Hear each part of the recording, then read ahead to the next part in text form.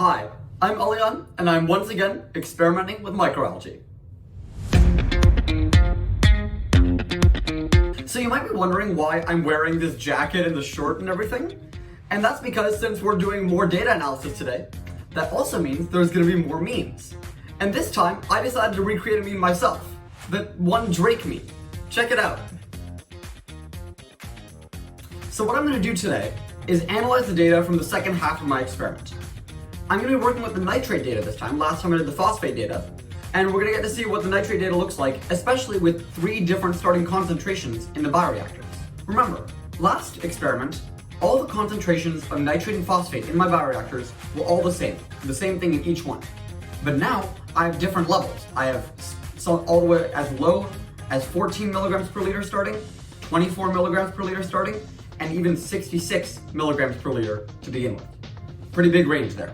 So the first thing I want to do is show you my data table, because it looks a little different from last time. So you can see that I have the dates and times starting at February 11th, 8 p.m. when I started the experiment. And I've already registered all my hours and the hours over 24 to get days. But you can see that there are 3 different columns for nitrate all the way over here. So what this first one is the measured amount of nitrate in each bioreactor, which is actually just the number I see on my nitrate scale. But I need to convert that to the amount of nitrate in the bioreactors, because of how the scale works, and then I multiply by a special formula to convert to the amount of nitrogen in the bioreactors. So the final numbers I'm looking at are actually in these columns L, M, and N, where I've got all of these numbers that are matching the data that I want for my experiment. Now, I've also already created the graph of this data, just to speed things along. So here it is. This is the graph of my data so far. You can see I've already got all the bioreactors on here in yellow, red, and blue. And I've got the trend lines to go with them, and the equations for these trend lines. Now, what I didn't explain last time was what these equations actually mean.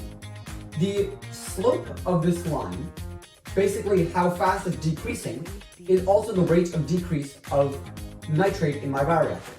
So you can see that this slope of 0.461 means that it's removing 0.461 milligrams per liter of nitrate every day. There's another component to this line, which is the y-intercept. Things like the thing that's added here at the end. 22.9, 13.8, 59.3. And what that is essentially what the graph thinks is the nitrate concentration at t equals 0, the 0th hour, 0th day, where there hasn't been any nitrate removed. And the line seems to think that the starting concentration should have been 22.9, 13.8, and 59.3. Now, that may or may not be correct, because this line is an approximation of what's actually happening. But if it's close to what I actually put in, that means my experiment is going well and I've gotten the right data. Now, these trend lines are especially valuable, and I'll show you why. See, you can see, especially in the yellow one, which is bioreactor 3, that these data points are jumping around a lot. Up and down up here, and then again over here. And that means that there's a lot of variability and a lot of error that can happen with my individual tests. So what this trend line does is it smooths it out, and it gives me better data and more consistent data of how much nitrate is actually being removed. And that's really important. So there you go. That's what I've done so far to analyze my nitrate data, and there'll be more data going into that as I continue the experiment. But we've also learned the value of trend lines and how they're helping me smooth out the data for my experiment. So that's all I have for this week. I hope you enjoyed the data analysis and the more memes.